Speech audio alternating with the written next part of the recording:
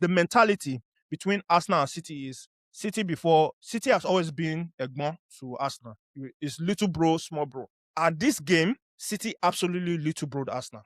They little bro them. They were just like, bruh, don't do past yourself. Know who you are and maintain your peace. Knowing who you are and knowing that is to have peace in life. But Arsenal thought they were the big dogs. And City showed them that there's another level that you have not reached. And that's what you said. Form is temporary. Class is what? It's permanent. And that's hello and welcome to another weekend match reaction here on the Goal Line Conversations TV. I've got friends, I've got enemies, I've got foes. They know themselves. We have partners in crime, people that we are suffering together. We have somebody that I don't even know what camp he's on. But anyway, I've got Toju from the World Actually podcast. Guys, you know his channel. You know what Toju does. Descriptions will be below. He's got a lot of things going on with Love is Blind. He's active. Any breaking news, Toju is there. I feel like Toju is is my paid reporter. Like anything that happens, if you want to know what's going on, just go to Toju's page. You know what's going on. Who died? Who won an Emmy? Who got suspended? Any pop culture thing that you want, just go to the World Actually podcast. You're gonna find it there. We got JJ, ambassador, the reckless ambassador, reckless delegate. I correct myself. Reckless delegate. Who's a Man U fan? Toju is a Liverpool fan. If you cannot tell by the background, guys, all the links to the channels will be in the description below. So please check it out. Follow them, support them, guys. Hey, support me too, please. Help me. We just passed 100 subscribers. Let us get it to 200 quickly. Let's move that thing up. Let's go. Let's move it up, guys. Let's move it up. So I appreciate all this. I appreciate all the comments. Everybody who's been commenting on the videos. I appreciate you guys. Whether you are laughing at my pain or you are sympathizing with me, it's all welcome. I know there are some enemies out there. I don't know why there's so many Man U enemies that are just after me. Did I do anything to you people? Have I offended you people? Because when Man U people are coming for my neck, like anyway, don't worry. That's a conversation for another day. Maybe one day we'll figure this out. But let's get into our first game, which we're going to be reacting to today, which is the Arsenal versus Man City, which was the Carabao Cup final. Used to be called Carling Cup. You call it whatever you want. It's a final. And leading up to this game, honestly speaking, I don't know why, but I think I blame City. City had given me this. I thought you used to warn me, but I don't used to listen. City had given me this, like, we can't do anything. We are beaten. We are injured. We are out. So my predictions for this game was, I said 3-1. Arsenal would just, because Arsenal had been showing this resilient form of theirs, figuring a way out to win ugly, they win nice. It doesn't matter. Arsenal will find a way to win it. And they became formidable to a point where I was like, this final, I didn't really give City that much of a chance. I think if I was going to wait, I was probably going to wait like 70 Arsenal, 30 City. That's kind of the percentage I was giving them. But that's how I saw the game. That's my thoughts before the game. But when the game actually happened, my God, it was something different. But to save me from being the only one that talks, because I'm not the only one that watched the match. You must have watched it, whether you watch the highlights, whether you followed up on Twitter, you are seeing all these different stats. Toju, what are your thoughts about this game? You watched the game. Actually, before you talk about the game, what were your thoughts before the game? Like, how did you perceive the game? Are you in the same camp as me, or you are like, City are going to be vexed? I've said it on this program a bunch of times. Mm-hmm. I will always give City the edge. Wow. This just because there's a dip in form. Like form is temporary, class is permanent. Like there's a difference in class. There's a difference in class between them. True. And I'm sure we'll get into like the tactics that were like deployed, very elementary stuff. But when you have like a head to head in terms of the coaches, Pep versus Arteta, it's a mismatch. Yeah. Like if you go down the line, picking like a combined 11, even with Arsenal being so far ahead in the league, I feel like more Man City players would get into that 11 over Arsenal players. The funny thing when you say that is that I saw a lot of like projection, social media, and I was looking at all the combined 11.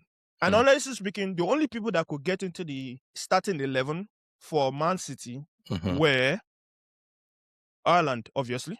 There's no brainer to that. Rodri, probably in the middle. And then Donnarumma. Not even Donnarumma and Raya is like, it depends on who you ask. some people will go with Raya because Raya has been spectacular this season. Has he though? But those are the people that would, because when you talk about the combined 11, those are the people that I'm like, okay, these are the combined. Because bro, Semenyo over Saka, easy. I know. What are we I know doing? I know. I'm trying to hold myself together to just say it's only those couple of people that is gonna. I mean, the only place Semenyo that hasn't had history, hasn't had track records. the only place what is the Arsenal track has an record that edge Saka's had? is in their back line, their centre backs. That's about it. Their forwards compared to City this season, I'm sorry, no. Unless they really have Ongo on the field, and Ongo is part of what we are considering today, then it makes it there in the front line for Arsenal. All right. I told you. I rudely interrupted. Please conclude before I pass it over to JJ. I didn't see this big thing of us. Like, think about it this way. All you know is that, okay, prevent corners and you have a good chance. Arsenal only had 3 corners. Think like, if you want to even talk about XG, in the first half, Arsenal XG 0.47. Second half XG 0.17. You can cough and have more than XG than that. What's going on? Bro, it's, and like you said, I blame Man City for being inept for so long. Yeah.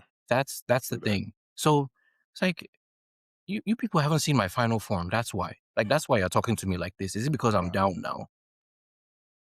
Like, no. And they disrespected Pep a lot, especially leading up to the game. They were talking to him like, do you even know you're starting 11? Like, before this game, they were like, do you know you're starting 11? It's like, don't worry. I know what the problem is. And he said that. He said those words. He said, I know exactly what the problem is, and I'm going to fix it. Bro, the thing is, and this is why people hate Arsenal fans so much. They've done it with Saka. They've done it with Arteta. They've jumped already to the celebration part.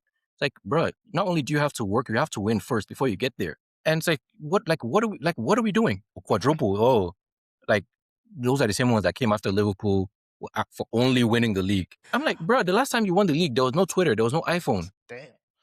Yeah, Obama was a senator. Like, what are we doing? Wow. In fact, he was a state senator then. He wasn't even, like, what are we doing? People were still watching TV in standard definition. Like, come on now. All right, before we go to on our one, JJ, before leading up to this game, whether I'm sure you must had your own preconceived notions about this game. What was your thoughts leading up to this game before we get into the actual reactions? Going into the game, I felt like the game didn't have as big, huge significance it should have had if the table was closer. So, because it's always been this: win the Carabao, then go on a run to either cement, the trophy or chase down whoever is in front of you. And like Toju was saying, if there's one thing that normally we typically are able to count on City. Yeah. And as much as I'm from the red side of the town, you can count on City, like, they're gonna get a run of form. And I think they dropped points to West Ham. They of course, getting embarrassed by Madrid, it doesn't give you any comfort. So in honesty, going into the game, I guess my only thing would just be that I don't want Arsenal winning it. Right. And I don't want to turn this into an Arsenal bashing show, even though they need to be bashed in every way, every way and shape possible. So that was it. But in terms of the game reaction itself, my all I have to say is 2 things. 37% possession for Arsenal. 37%. Right. If you watch a game and they tell you that Arsenal will have 37% possession, you will be like, nah, No. they will try to hold the ball. And the second thing, in all honesty, and I'm not trying to, take the glory as a United fan, this, that, and the four. I feel like Michael Carrick gives you the blueprint on how to beat Arsenal. It gives you the blueprint. Give them a mid-block, go 4-4-2 in your press. I think City kind of did like a 4-3-3 press where they stayed on the center backs and stuff like that. And immediately you did that. I mean, I actually thought I thought it was like a 3 at the back, and then like the right back and the left back are like pinning up on Saka and then Trossard. They did that in some form also, and it's like the blueprint. Like, they are this season, and everybody, I'm sure everybody can say the best version of Arsenal that we've seen under Arteta was probably 3 seasons ago. when they were beating West Ham like 5-0 and things like that. Since that time, offensively, they've taken a step back. Yes, they got stronger defensively. And don't even get me started with the Energizer Bunny that they said, because he has an extra AA battery, that means he has to go win the Ballon d'Or, that has 0 interception today. I mean, like, this is supposed to be one of your crowning moments. And it's just so unfortunately that the Premier League as a whole, haven't been good this year. Mhm. And this Arsenal team, they're going to go, and you know what? Going on to win, once again, we can't count on City. That's the thing. Yeah. Because by the time City can cut that, by the time they finish playing City, they can cut it to 3 points. Mhm.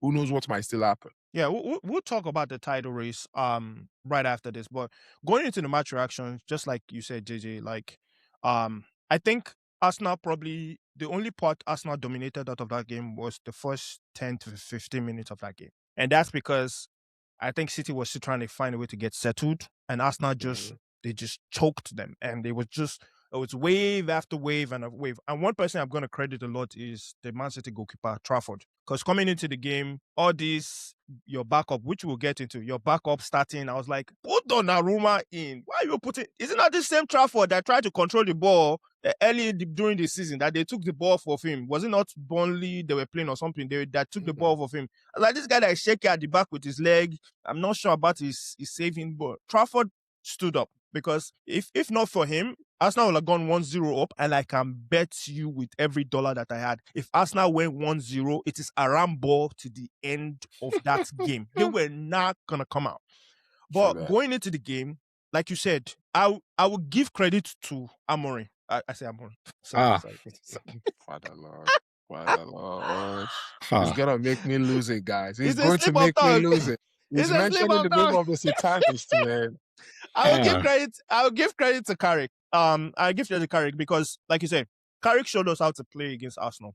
Mid block, stifled their midfield, which is literally where the creativity come from. The box to box running. You starve Declan Rice and Zubimendi of the ball, and it's all of a sudden everybody forgets how to play football. And that's what Man City did. Man City is like, have the ball at the back. Maybe you want to pass from the back. Pass from the back. We are going to stay here. And this shows you why you should never undermine Pep as a coach. So told you I'll start listening to you from now on when it comes to Man City. This shows you why you cannot undermine Pep as a coach, because he finds a way. Like we told him, don't start Semenyo on the right. Put Semenyo as a winger. Bring Cherki in. He said, don't worry. I've watched the goal line conversation TV. I finally heard you. I'll play Cherki. I'll play Semenyo where it's supposed to be played. I'm not going to do all this experimentation. And that is what worked for Pep. Pep stopped experimenting. He stopped overthinking it. Play the right people in the right position. The right place. Semenyo, you are a winger. Doku, you are a winger. Cherki, you are the 10. Silva and Rodri. All that midfield. I don't care, Silva, what you are doing. I don't care if you are playing right, left. Just figure it out. Rodri is my holding midfielder, and the rest of you at the back. Do you understand that? And to show you how inept Arteta was as a manager, you figured out that early on in the game, Koshunov got a yellow card. Very early on in first half, he got a yellow card. Is it not wise for you to say, hey guys, you see that guy that just collected yellow card? Take him on. Get the ball to Trossard. Trossard, you and Gyökeres, pressure him and make sure that he either commits or he starts getting afraid to commit, and then we get our chances. But no, they kept going to Saka every time. Saka side. And Saka was terrible. And I did Nigerian crime. Right? No, a big one. Like, now, you are looking at it, I think it's time for me to start limping. This game is not working. And then that second goal. I mean, I think I like the way he put hands on his face to say, shame on me personally. Because Nico Riley literally ran. Right past him. He ran past him to put in that ball. And even when you said they should go and take on Kusinov, right? What have you seen about Arsenal front line this season to tell you that they have the capability to take on a player and you can actually trust them that they're going to take advantage of that card? Because as a whole front line, mention any of them, they've been inept. That's the honest truth. Yeah, they might have their goal. They might be like, oh, Gyökeres finally got in double figures, this, that, and the fourth. But like, maybe not all the teams, they don't strike fear the way they used to strike fear. The only thing we fear is corner. With Saka. Everybody That's the fears the corner. That's all we fear. That's what people fear about them. It's not like, oh, Arsenal is going to take us in open play. Our defenders are in trouble. I'm sorry. I didn't see that. When we played them, the first game under the Satanists at the beginning of the season, we even almost won that game. And you are playing against the guy that all he knows how to play is 3-4-3. And we almost won against the same Arsenal team. If that, the way they always say, like, if boys going to corner, if they take corner out of the game this season, if they take corner out of the game and long through, and they say, you can't do corner, I'm sorry. They are top 6. Bruh. They are top 6. If you take corner out of their game, it's top 6. But corner is there, unfortunately. Told you.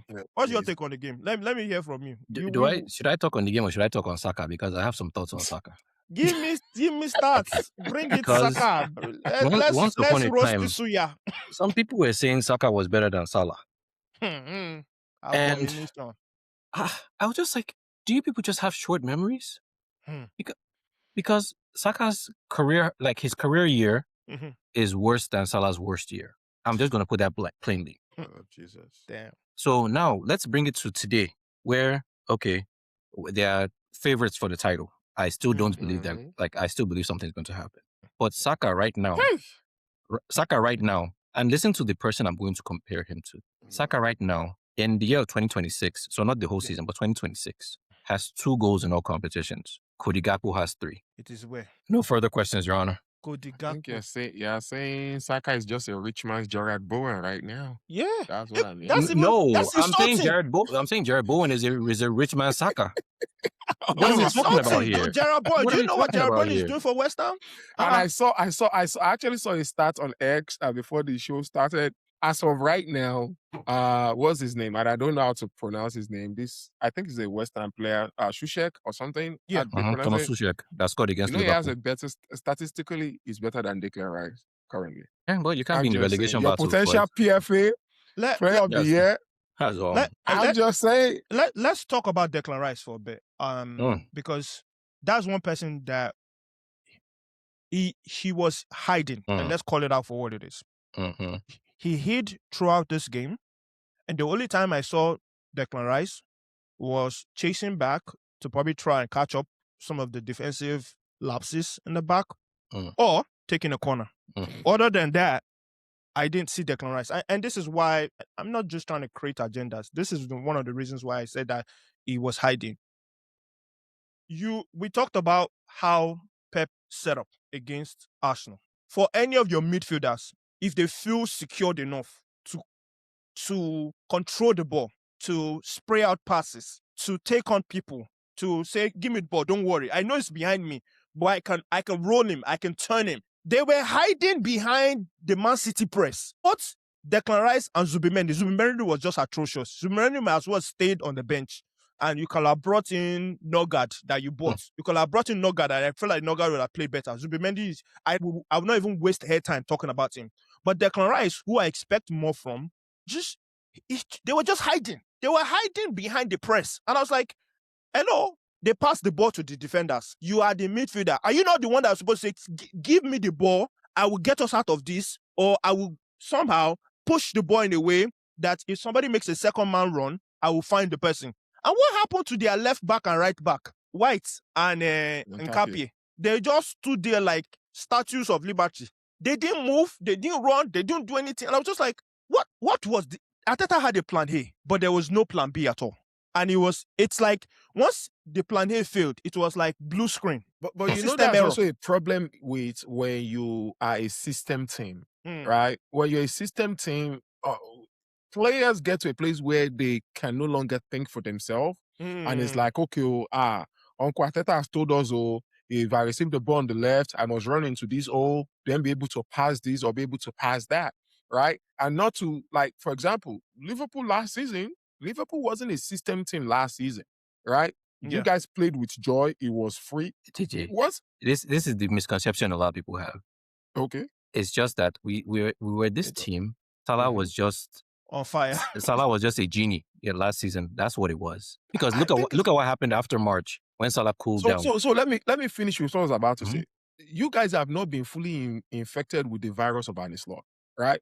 So there was still a lot of the free playing that was under Klopp. You understand? And to bring back to Arsenal, when you're a system team, and no disrespect, like I'm thinking of Declan Rice. Sometimes when you have like a rap group, they'll be like, okay, well, that's the guy that can dance, so that's the guy that can rap, but this is the guy that brings energy. Wow. Right? That's the hype man. Hype man, bro. He said Declan Rice is a hype man. Damn. Like when I look at it, okay, what can you? And I was going through that post. I think I shared it with you guys. Yeah. What can you say Declan Rice is the best at? When we look at the way we quantify midfielder, is he a better defensive midfielder, like a sitting four? Or is he better when it comes to like a deep line midfielder? The likes of Andre Pirlo, I think Xavi. Is he that? Is he in the class of Bruno Fernandes, like, behind the striker? Is he that? No. Is he box to box? Can you compare him to the likes of Pogba? You can't do that. I think he's supposed to be, the role he's supposed to play is 8, but which is defined as what? Box to box. Box to box. And is he really the best at that if you take away the energy? You need energy to play box to box now. Okay, so the best box to box people that we've seen, right? Well, it's not the best of the box to box midfielders that you find out there. It's not the best of the box to box midfielders that you find out there. I think that's they're about to stay, and they are saying that we should go give him the Ballon d'Or. No, that is just propaganda. Ballon d'Or. He shouldn't even win PFA. Talk us about Ballon d'Or. No, that's just propaganda. I told you people who should win the PFA, but let's talk about.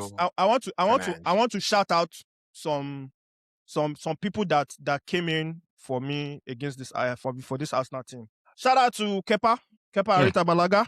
I want to shout you out, Agent Chelsea. Arsenal fans, we have Garnacho. If you guys need Garnacho, I know you people are suffering on the left side. Trossard is getting old. Martinelli is pissing you off. Garnacho is free. In fact, I'll give you a buy one get one free. Buy one get one free. Buy Garnacho, we give you Gittins for free. How about that? Buy Garnacho, we give you Gittins for free. So Arsenal fans, hit me up. I know people like buying our players. And you know the funny thing about it is, when Arsenal fans, they buy a Chelsea player, there's 3 stages of grief that they go through. There's the, oh my God, they're excited. Then there's a, maybe it's not really what we think he is. And there's a, oh my God, he's actually as bad as you people said he was. We just didn't listen. So Arsenal fans, you people have now reached that stage. But I think you guys are giving up on Garnacho too early though. God forbid. I'm actually being serious. No. Stop that roughly. If you notice, when he was youngest United player, it got to 100 games. But you know one thing we always do?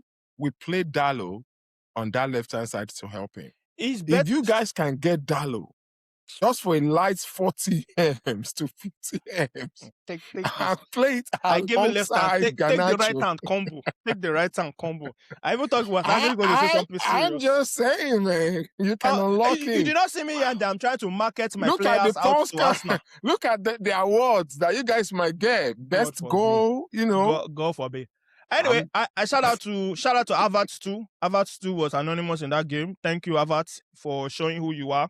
I mean, he's just coming back. I appreciate from injury, you. I also special shout out to Madueke for coming out there to show, give them some little jinky. I love us by telling me Madueke has changed you. I said, okay. I said the Madueke that I do. It's okay. And then when it came to the second half, when they were 2-0 up, Madueke passed 5-yard pass to Saka so he can smash it. What did Madueke do?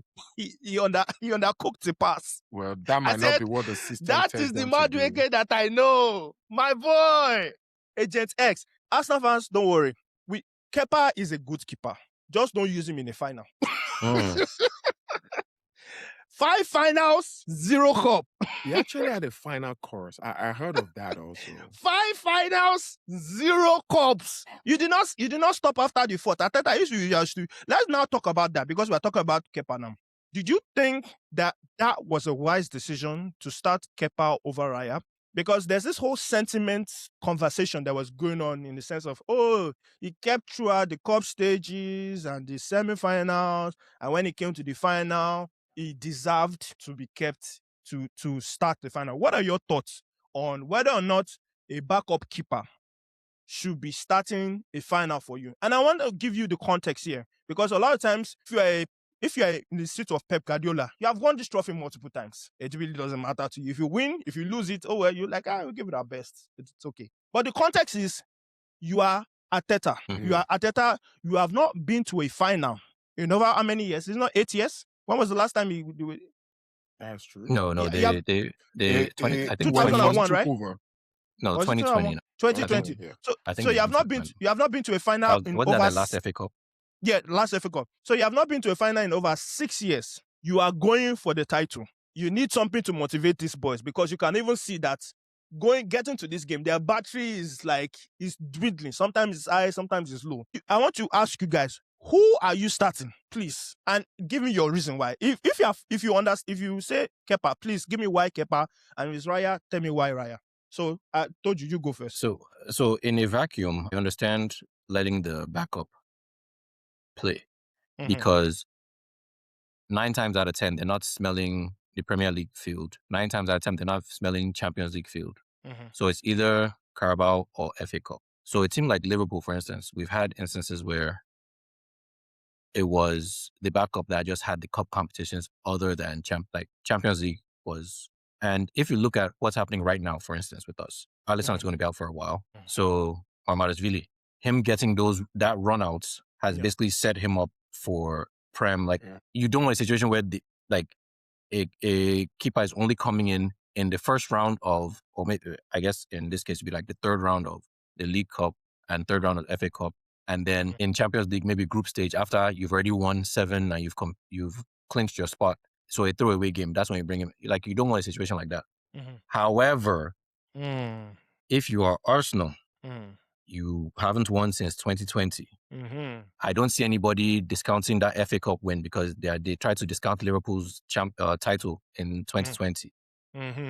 Again, you are Arsenal. You have not won since then. You have Kepa, who brings his own drama, whether it's in cup finals or just because you've seen him keep. Not even Martinez, Not even Martinez. Yeah, and you're bringing him in. It's like, bruh, I get you want to instill confidence in him, but look at how we're laughing at you now because you wanted to prove you're smarter than the average bear. Look, what was all that? But I'm still happy he made the decision because we get to have this conversation. We get to be where we are. Because if it's Raya, I don't think any of those goals are going if it's Raya. I'm just saying. I mean, at least not the first one. Yeah, not the first one. The first one. And even to give you a different context, remember when Kobe first won with Shaq, right? He won 3, and then it's like, okay, George, you can do it for yourself. And then he had the opportunity. That's like Arteta. This is the first time that the team that you put together, true, that we can't say that, you gained the team from, what's the name of the Aston Villa guy again? Emery. From Emery, right? This is the first time. And then you'll be like, you know what? You're supposed to play your strong team. And it's not like you're playing Crystal Palace. And even no disrespect, Crystal Palace just bobbed City, playing, last year. Right? I had the opportunity to do that. But like Todd said, man, hey, we get to laugh. Well, thank God. Thank God. Because honestly speaking, I don't care what the optics are. I don't care what the journalist said. Raya, you are starting this game. What do you call it? Kepa, we'll reinstall your confidence later. We'll uninstall it and reinstall it later. This one, I will install it. Because what this win will have done for that Arsenal group at this point, in this moment, where it's like some of them feel like they're hitting their last leg. Did you see them watch City lift that cup? They all stood there, and it's like the either of two things that is going through their head. It's either they're like, let's remember this moment because this is what we want to remember this so that next time we face City, we are going to bash them. Or it's like, how in God's name have we bottled this again? I told them to stay there because he has another speech that will make it sound yes, now they want that shot of them watching it to be in the documentary of the season. That's why. Please don't give me that. Oh my God. Anyway, to say this today, quadruple gone. Quadruple gone. In the mud. It's gone. Quadruple is gone. Forget about it. Talking rubbish. See the way Arsenal fans were talking reckless. And the funny thing about it is all of them are on social media and they were talking. They were giving me those pictures. You know those ESPN pictures that were showing first. They shouldn't bottle this league. If they bottle this league, what I will do to the ones that I know. I only have one humble Arsenal fan, and that's our boy, Sean. That's the only humble one we know. Every other one of them. No. Don't worry. Arsenal fans know me already. I've declared public service announcement on this or what you call it, on this match reactions that we've had, this weekend match reactions. I said if they bottle it, don't even look at me. I don't want to see you wearing an Arsenal jersey. I don't care. It's on site. I will cook you. I don't even if I don't know you, I will still cook you. I'll carry bottle around just because of you. Empty bottle around just because of Arsenal fans. Anytime I see you, I'll just be holding it in the air.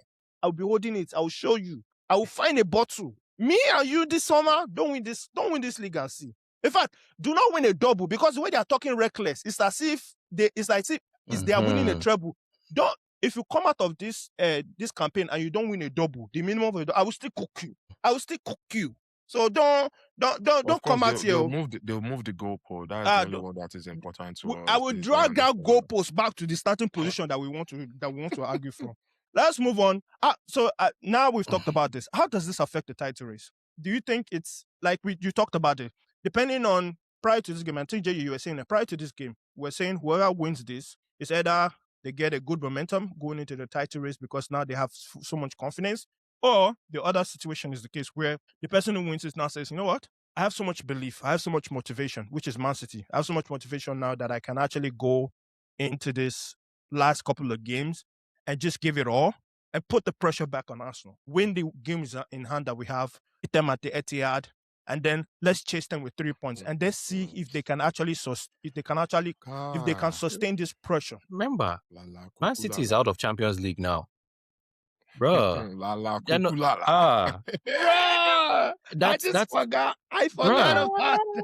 that energy, that Real Madrid energy. They will redirect it. Let me add to what you just said. In terms of the fixtures, right? The hardest team that City has to face, just on paper, because of course you go to some of these grounds, the way Chelsea found out at Il Dickinson that, you know what? No, it's not easy. We'll come to that in one second. Come to that the later. hardest team that City has to face is Arsenal. The hardest. That's true. The hardest. That's true. And for those who are not Arsenal better be lucky that they do not drop any point coming into that City game. Yeah, because oh my god. If not, that would be the worst state. If they actually come in there, dropped any point. If they even drew, it makes it even worse. But anyway, to me, if I was to answer, how does this affect the title race? I think City, like you said, City being out of the Champions League, all they have is the FA Cup now, and solely just this league. Because now they won. Because now Pep, every time they go into a team talk before the game, Pep is going to put that Carabao Cup. Is this? You guys won this. You won this. It's not by mistake.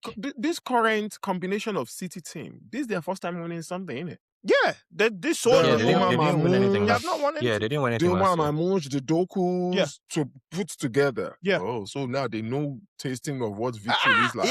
It's like cocaine, no? And I don't know anybody who has tasted cocaine, but he has given them something that is like. Their blood is hot. That's what I'm saying. Guys, I don't think you're understanding that's being out of Champions League. It'll be 3 games in 15 days. Arsenal 5 matches in 15 days. Jeez, that is a big difference. And look at who. And they're struggling with injury already. Eze apparently was out injured. Because I was like, why isn't Eze starting this game? He's been playing with confidence. Apparently he was injured prior to this game. Timber too was also struggling with an injury. Odegaard, I don't know what's going on with Odegaard. He's been out. He's been on the bench. I think his time in the Premier League is done. I think so too. I think it's coming to a wrap because maybe a year more. Maybe go back to Real Sociedad. Go back to the La Liga. Go and enjoy some time with the sun, and then you end up going to Saudi if that's the part you want to go to. Okay. But yeah, I agree with you. But yeah, this has filled this City team that we're trying to find an identity. I think that's the most important thing. They've been trying to find an identity. Pep has been trying to find something that is sustainable for them to play in without asking of too much from the players. Because remember, we talked about that the last episode where we said a lot of these players, they are playing. They cannot fit the role of the previous City team that Pep had built before. They can't play the same way now. They can't play the same way. They cannot play the same way Gundogan, De Bruyne, them were playing. even Haaland is having to rediscover his role within this team because he too was not, like, if you are being honest, he too was somebody that was like, I expected better from. There was one time in that game where he was one-on-one with, I think, Saliba. And for some reason, he tried to cut back in. I was like, Haaland of before. Haaland will, the full speed throttle, like if he gets a yard off of you, Haaland is going that left side, lashing it from his favorite foot, which is the left side. And wherever you find that ball at the top of the roof, you go and pick it from it. That's what I was expecting. But Haaland this time was trying to cut back. I'm like, why are you doing something that is uncharacteristic? Just be who you are. So I think he's also trying to find the identity in this team. This O'Reilly guy, I don't know where Pep has already started to fill this boy up with some nonsense in his head, though, because the way he's scoring, and I think he's playing as, is he not a right back? Or he's playing midfield? Left back. He's left back. A midfielder into left back, and then they move him depending on where he's needed. And he has a knack for being in, I mean, I know he hasn't scored a whole lot of goals, but the goals I've seen him scored, he has a knack of smelling out danger. Because if you look at that second goal, it was out of the frame when I was watching the replays, right? It was out of the frame and it just went past Saka, went past another person, and boom, go. So I think it for Arsenal, I think this is a big blow for them. And what sucks is that they have to hold this for like 2 weeks. So like this feeling that they're feeling, this defeat, it's like 2 weeks. You have to sit on it. You have to replay it over and over in your head. What could I have done better? What could I? Did I do enough? And then people will start, even if you'll be surprised now. Civil war will start forming now from there, because one person will be like, that stupid Kepa is the one that cost us. They will be saying, is it not you that did not follow your tracker? If you followed your tracker now, so you never know what's going to happen. But it has seriously created a big gap, because the mentality between Arsenal and City is, City has always been Egmont to Arsenal. It's little bro, small bro. And this game, City absolutely little broed Arsenal. They little broed them. They were just like, bruh, don't do past yourself. Know who you are and maintain your peace. Knowing who you are and knowing that is to have peace in life. But Arsenal thought they were the big dogs. And City showed them that there's another level that you have not reached. And that's what he said. Form is temporary, class is what? It's permanent. And that's what Pep showed. Honestly speaking, Pep needs to go and give a special sacrifice to... Arteta needs to go and give a special sacrifice to Pep before Pep can let this... Because if Pep gets this... If Pep wins this league, Pep is a wicked master. You cannot tell me he's a wicked... You cannot let your apprentice just have one joy, small joy. Pep, he doesn't like when you want to say that he has lost it. He's like, what? Hold on.